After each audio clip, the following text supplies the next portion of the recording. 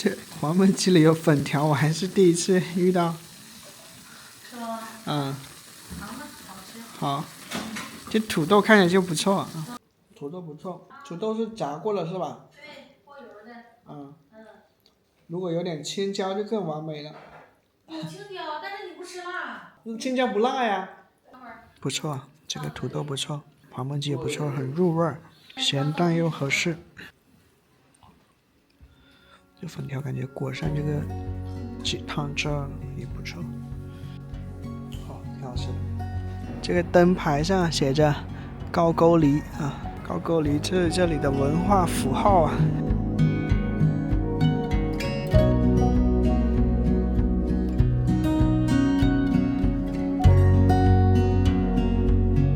早上7点钟从吉安出发青石的时候，街道还是很干净的，回来呢变成白雪茫茫的干净了。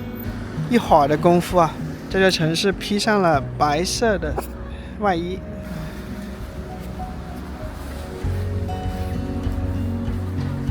吃完午饭，我打车前往高句丽世界文化遗产的另外一个组成部分王都山城。逐渐的减少了，人口是逐渐外流的。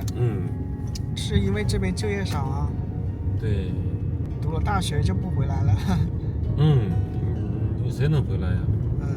对吧？都向往大城市。年轻人都去大城市。而且年轻人去大城市定居了，爸妈也跟着过去了。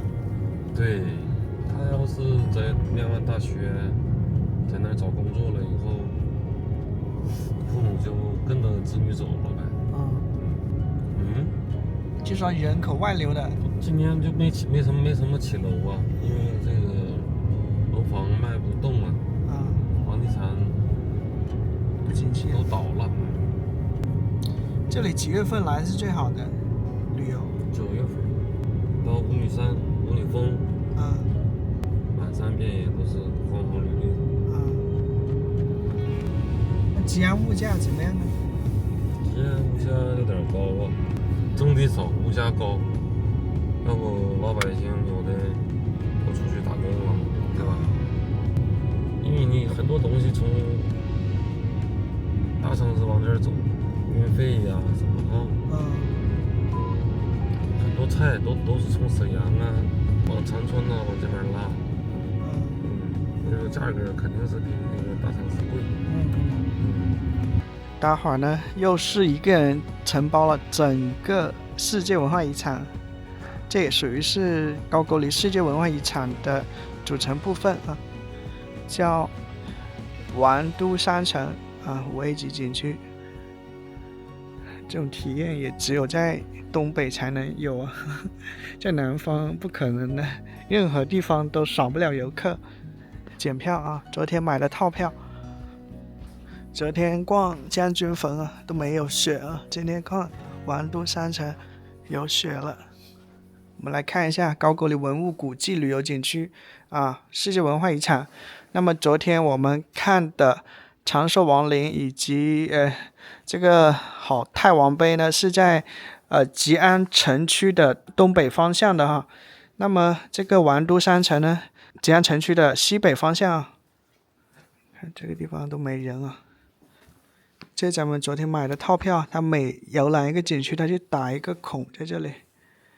在2004年的时候，位于中朝边境的吉林吉安市的高句丽景区呢，被列入世界文化遗产。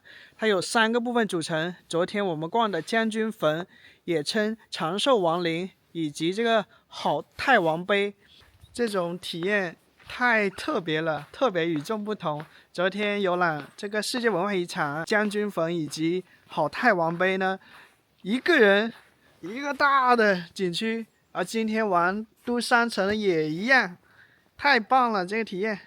而且还是下雪了的王都山城，早上还没下雪呢，大概10点钟才下雪，现在下午的2点钟左右啊。天啊，这个地方居然看不到游客。王都山城呢是高句丽早中期的著名城址之一，是国内城的军事守备城。后城2次作为高句丽王都使用，在高句丽历史发展进程中起着重要的作用。王都3城与国内城相互依附，互为都城，形成了世界王都建筑史上复合式王都的新模式，为世界古代都城史书写下了壮丽的篇章。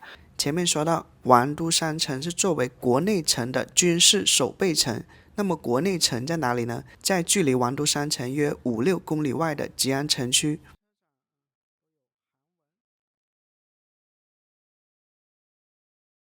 这是国内城东门遗址，国内城民国时期，现在用木栅栏围起来了。大概在1600多年前，高句丽王朝在今天的吉林吉安眼前的这个地方建都建宫殿，虽然今天只剩下了残垣断壁。直到公元427年，那么高句丽呢才从吉安的国内城正式迁都到了朝鲜的平壤。现在逆光看不清晰。这个国内城东门遗址围起来了。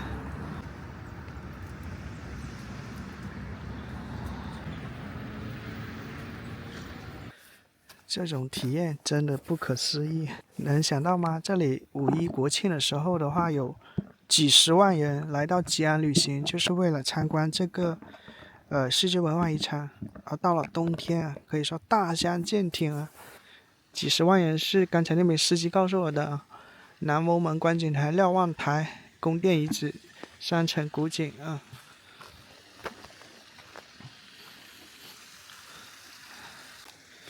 这个河流都结冰了。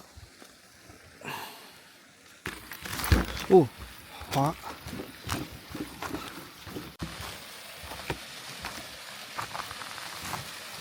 咱们看一下这个冰瀑哈，有意思吧？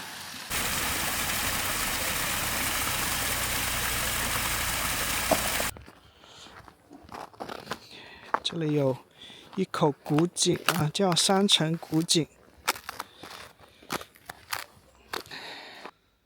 开槽时间无从考证。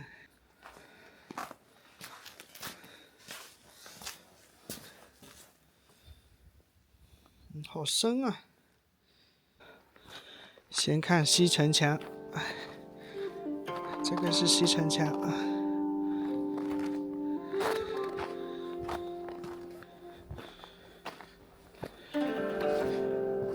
太滑了。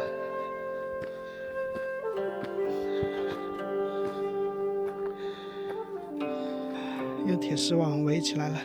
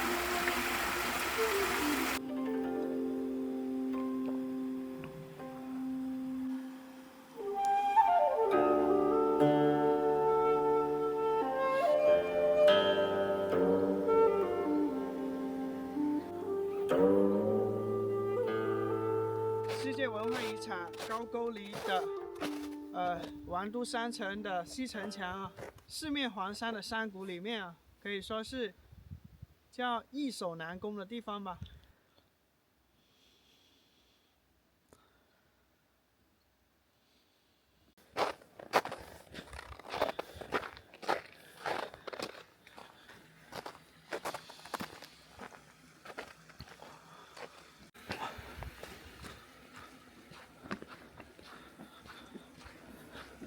这是东城墙啊，这么看西城墙在那里。这个王都3城的东西宽度也不算特别宽啊，大概就300-400米这样子。东城墙，我感觉上面压着的这些石头是不是后来加上去的？有长城的感觉。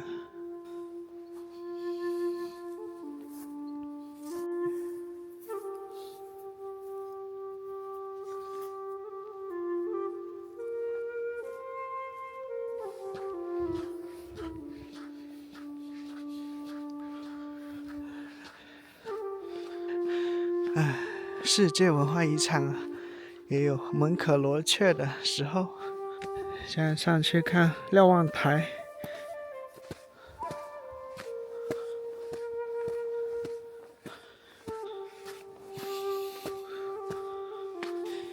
连脚印都没有。这里有5种语言：中文、日语、韩语、俄语、英语，写着观景台。一个脚印没有。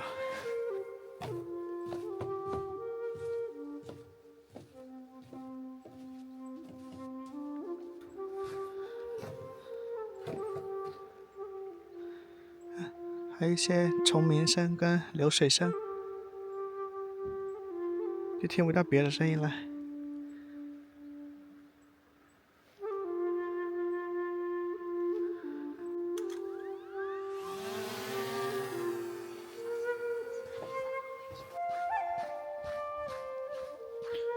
这地可滑了。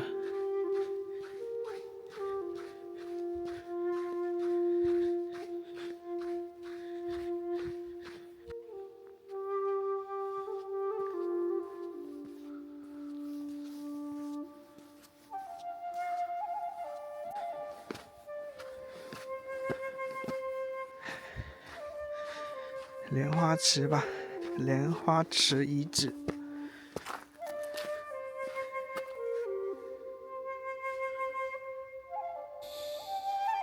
10载的鲤鱼退兵事件即源于此。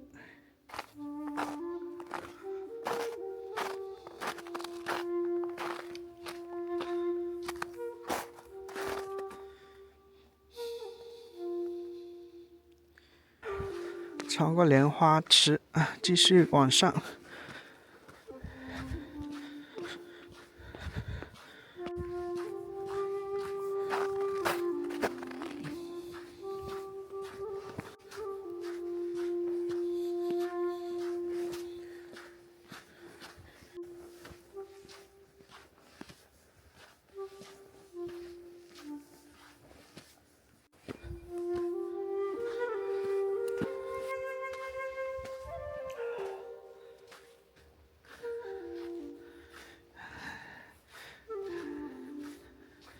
这个是瞭望台，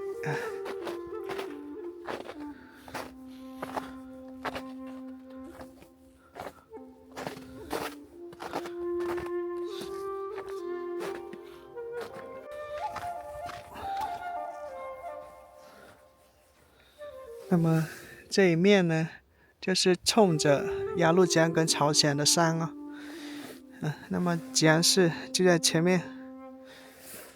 大概4-5公里的地方，这里还能隐约看到朝鲜山的一个轮廓啊，虽然有云雾挡着。现在这里的话就没有铁丝网围着的，如果有石头掉下来，真的会砸到人。坦白说啊，因为太工整了，我觉得太工整了，我觉得有一些后人的痕迹哈，后人他改造的痕迹啊。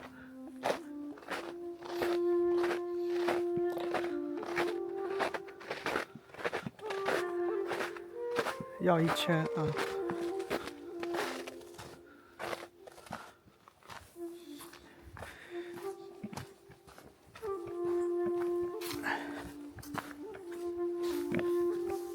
这还长了蘑菇。如果我早一天来的话，这地方看不到雪的。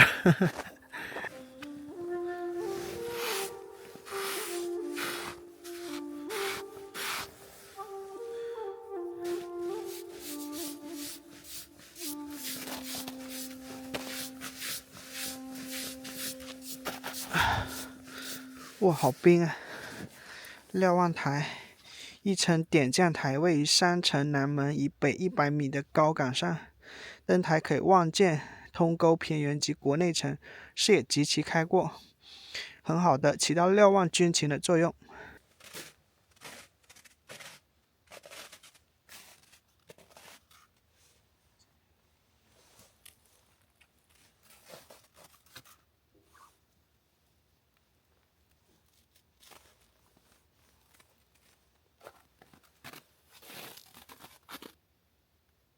发思古之幽情。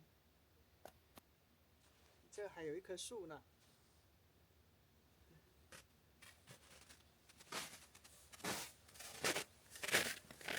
树竹居住址。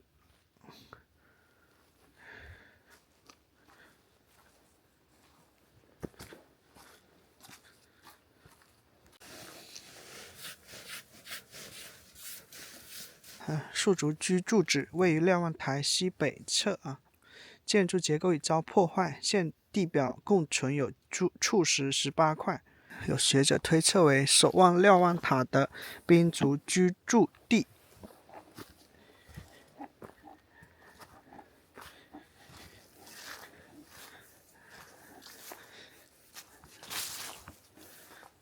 在这发现一些楚石，18块。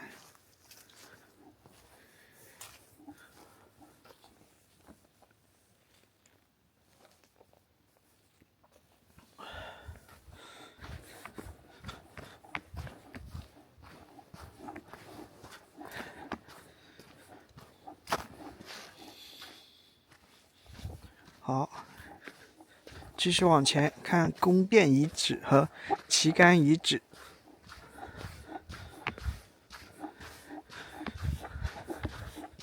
从门口走进来已经走了半个小时，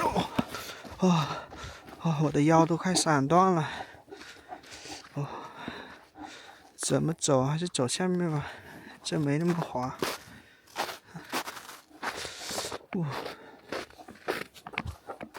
看，茫茫雪原啊！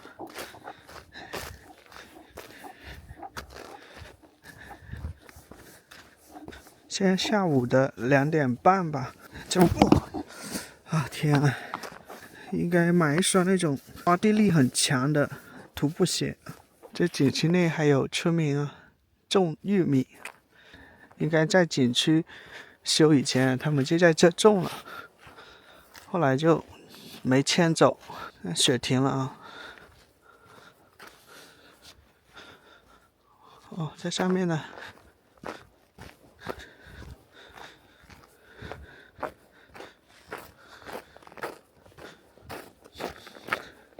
这可是世界文化遗产中国50多个世界文化遗产之一呢。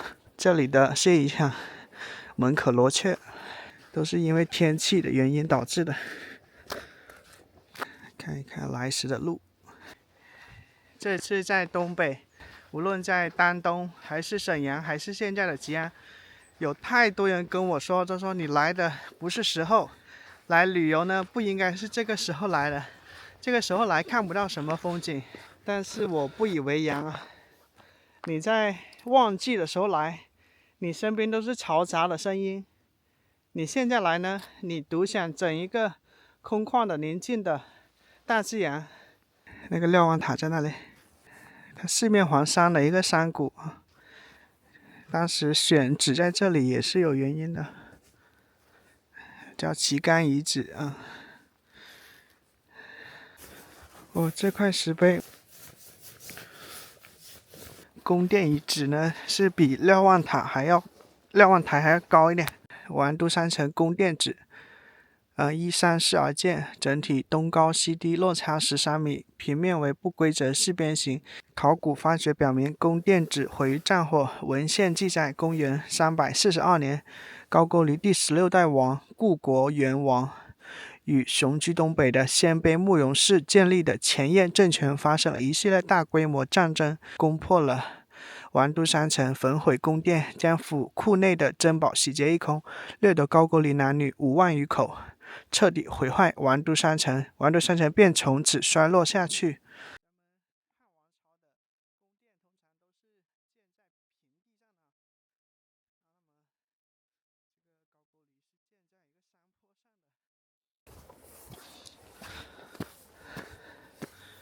这些地，遗址被泥土跟杂草埋着了。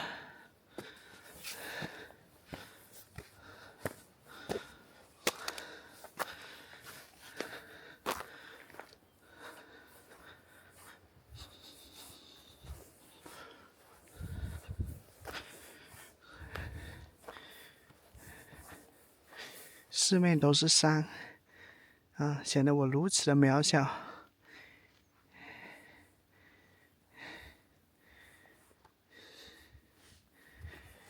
你能想象有一天你去游览金字塔，只有你一个人，那什么感觉？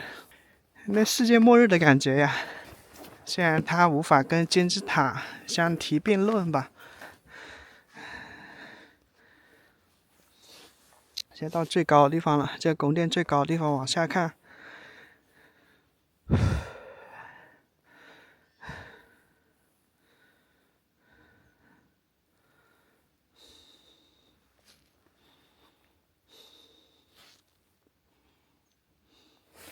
那里还有几间木房子，一个以前的农民在这里。那么过去呢，这个王都山城它是高句丽的宫殿。那么今天发现的宫殿遗址呢，依然能看到当时宫殿的一个格局哈，落在一个四面环山的山谷里面，落差13米。宫殿最高处呢，可以俯瞰远处啊，从宫殿最高处走下去，像是皇帝退位的感觉。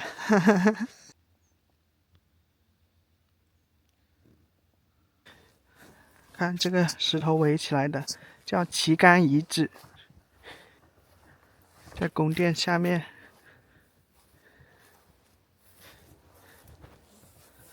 哦，下面还有个古墓博物馆。哎，这是不是抄小路下去呢？这是什么呢？你看，用夯土跟木条，哎，好特别。看这个粘土啊，松木。我的天，第一次看到这样的房子。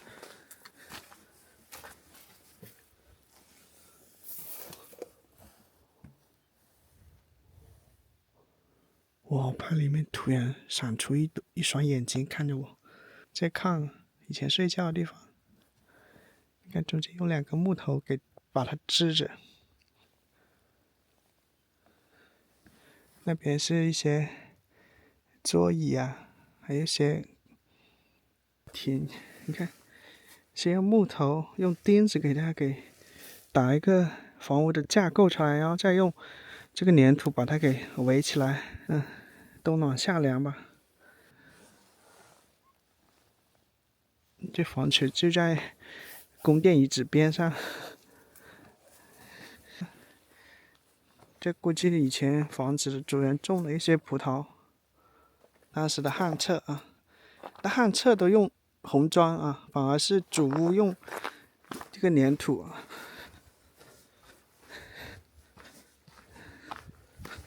看一下吧，上面的屋顶也是用木条搭的。南翁门现在已经不在了。高句丽古墓博物馆，咱们看啊，2004年吉安高句丽王城、王陵及贵族墓葬被列为世界文化遗产。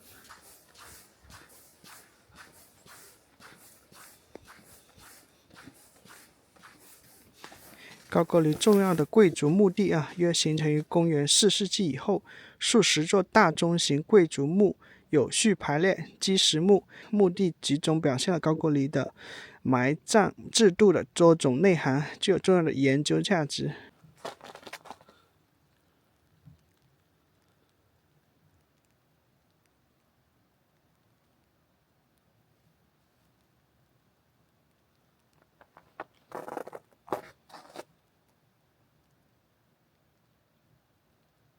吉安洞沟古墓群，东起青石镇长川村，西至麻县乡安子沟，北抵王都山，南临鸭绿江，在140平方公里的范围内，现存古墓7000余座，是目前保存高句丽墓葬数量最多、分布最广、内涵最丰富的遗存。高句丽古墓分为基石墓和封土墓两大类。基石墓是高句丽民族固有的墓葬形式，封土墓应该是高句丽人与周边民族文化融合的产物。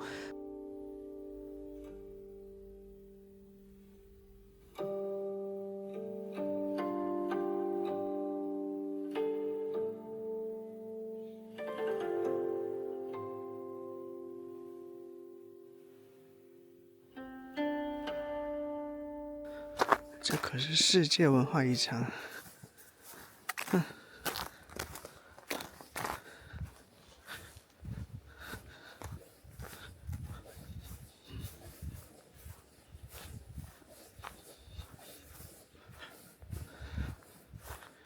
你看，一面有雪，一面没雪。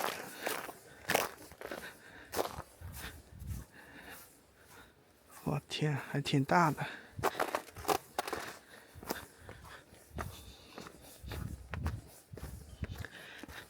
像这些是陪葬吧，陪葬的一个小墓。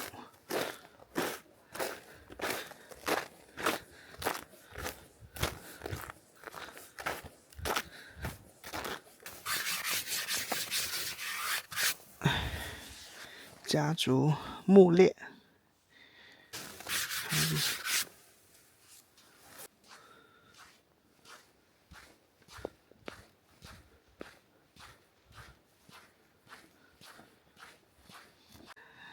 第一部分家族墓列。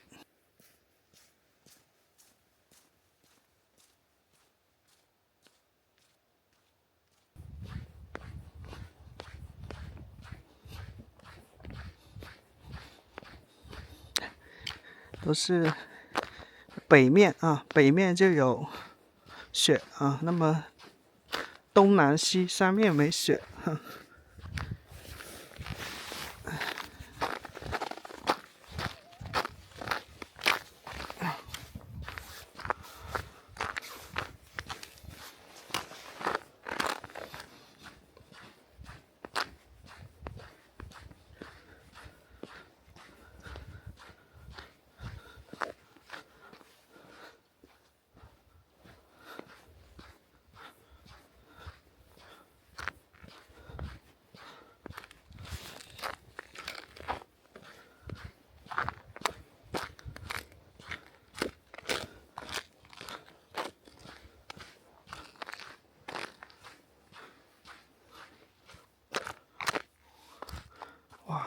这一个墓葬，你看它的巨石像是将军坟的那种大块的石头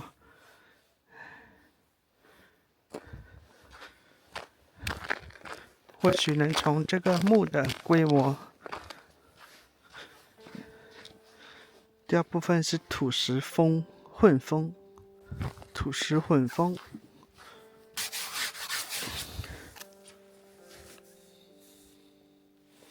也是平民和士兵的墓葬，年代多为高句丽迁都前后。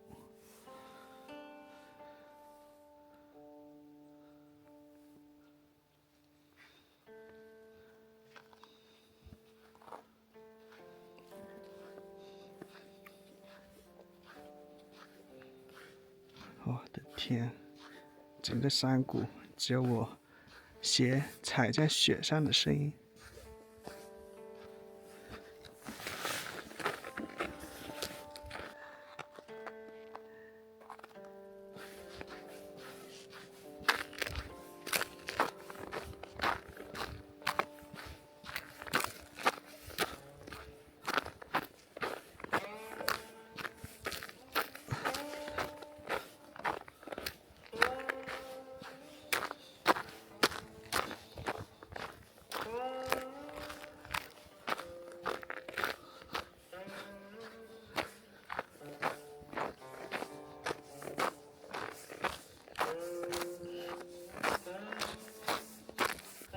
我们先脱离游览线路近距离看一下。这一座呢有底下是3层的长条形的一个石头垒成的啊！我的天，就一个墓葬就有这么大的一个，这些石头也真大呀！上面是一些小的鹅卵石，下面是这些方形的巨型的，就整个山谷啊，宽度约1-2公里，长度约2-3公里的山谷，错落有致的分布着这些形形色色的墓葬。你看，那个墓葬北边是雪，你看很有特点啊，夏天来看不到这样的。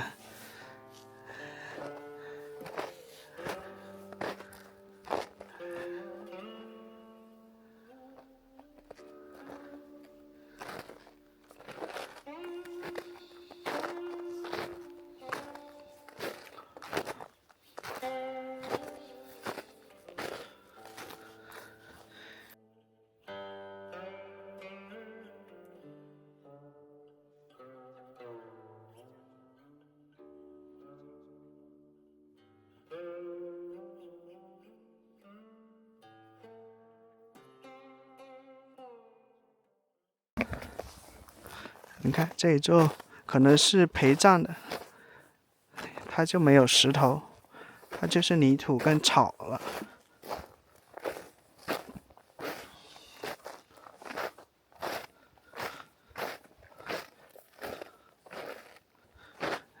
这感觉太不可思议了。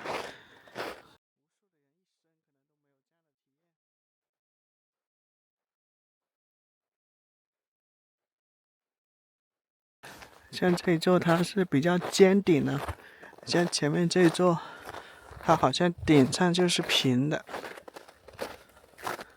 这条游览的线路啊，蜿蜒向前，我估计，往返应该是有2-3公里的。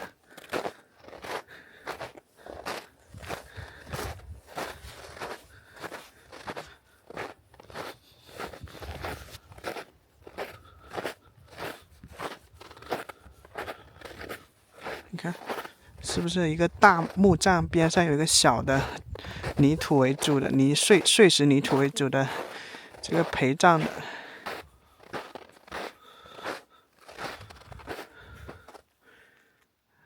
你像这个底下的石头就没那么工整啊，不像刚才那边砌成那个长条形的巨型的一个巨石，像这边它就是不规则的哈，也能说明底下埋的人的身份啊、地位啊。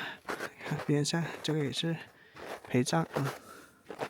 你看这阴森森的天气，空无一人的山谷，逛着1000年前的墓地，这几句话组成在一起，像不像是那种小说里面的情节？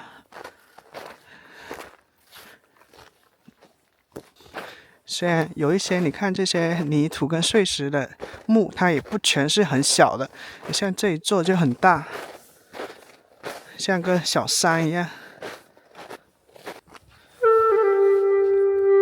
小心有蛇，上面提示着。又开始下小雪了。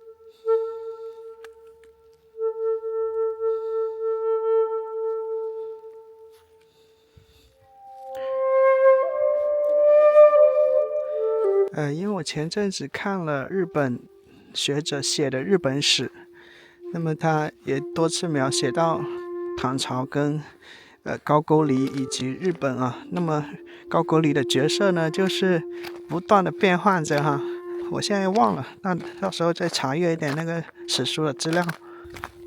3点44，马上天黑了，我要打电话给出租车司机，看他来不来接我。走路到县城有4公里啊。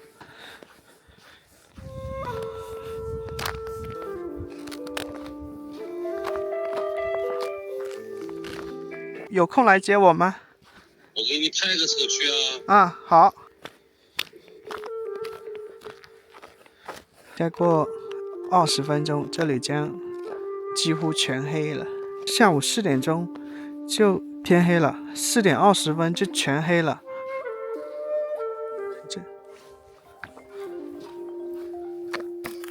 我在门口这里。好嘞，我一会儿就过去啊。好的啊。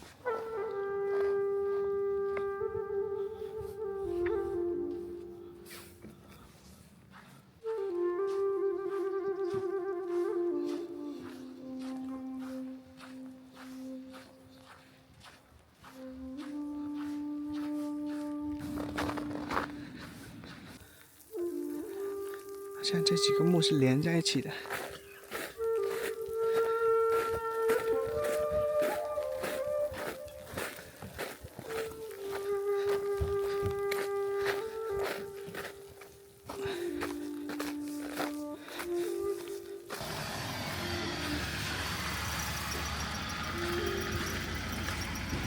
哎，你好。